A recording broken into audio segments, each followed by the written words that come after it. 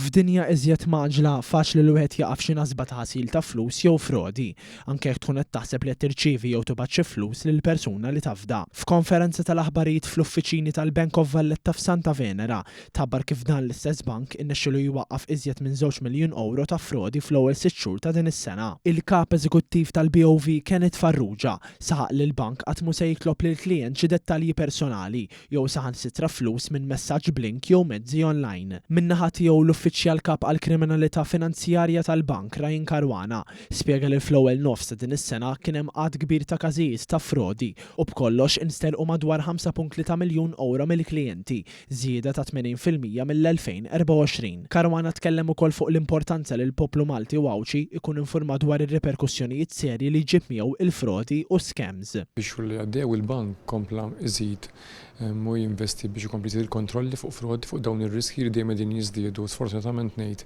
matul l-aħħar xhur u ġimgħat, però l-importanza u din il-kumment li nixtieq li n-nies jifhmu li għalkemm il-banek hija importanti jkomplu jżidu daw il-kontrolli, kemm importanti biex in-nies ikunu aware tar-riskju ta' scams ta' frodi li jew madwarhom.